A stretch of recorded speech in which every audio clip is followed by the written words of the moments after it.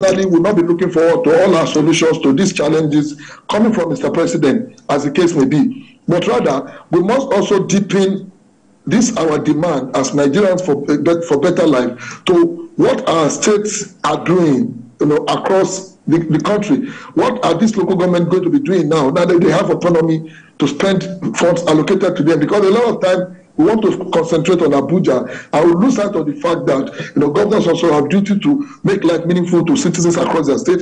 Like I said, even though unfortunately some states didn't take this serious, but we must commend those state governments that have also come out to start speaking and engaging with their local community, with their local people. Like I said, in the last 4 days, I've seen the governor from those state meeting stakeholders, religious organizations, students, youth, women, and professional groups. Government must begin to do this regularly in order to build confidence and let the people know what is actually being done to alleviate their issue. Just in the past, for more than 8 years, I've not heard of student bursary and scholarship in Ondo State. I'm hearing that for the first time 3 days ago. When these are part of the things government can do to palliate, this hardship being experienced by Nigerians.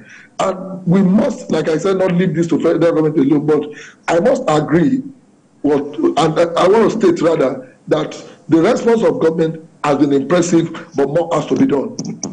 All right, so Dr. Jalili, I want to pick up from where Mr. Femi Lawson stopped, because when you look at the demands, if not all of them, the majority of them are targeted at the federal government, whether it is the fuel subsidy removal or it is reversal of electricity tariff, the issues around food inflation, everything seems to be targeted at the federal government. But we know that the allocation to the states have increased. We've seen that the government, had tried to make efforts by sending grains and some level of palliative to the state governments, but nobody seems to be holding them accountable. Is that something that the protesters might be missing? Yeah, thank you so much. One of the things we need to educate the protesters about is that development is a responsibility of all of those elected to serve and help to achieve the needs of the people. And this is inclusive of government at all levels, local government, the state government, and federal government. Dr. Jalili, your voice seems to be a bit low. If you can help us speak out just a bit. Okay. What about now? Better now. Better? Yes, better. Yeah.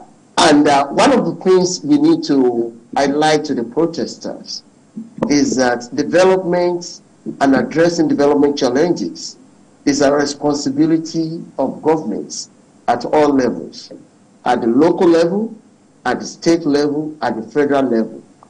And one thing we've been missing in national conversation about development in this country is that a local government chairperson must have a development plan on how to address the problem of hardship, on how to create jobs, on how to address the problem of poverty, and bring more money to local economy, massify prosperity.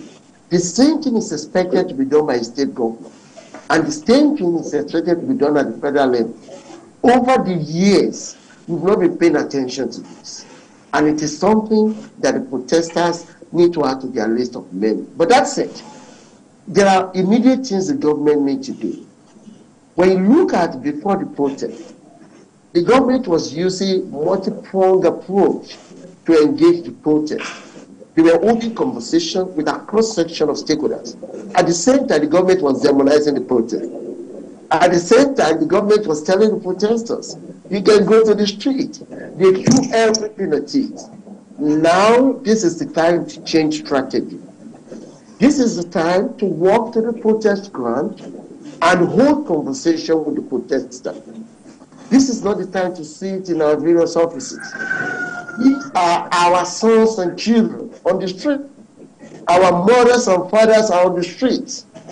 They are people of this country. They are one of us. They are not aliens from another world.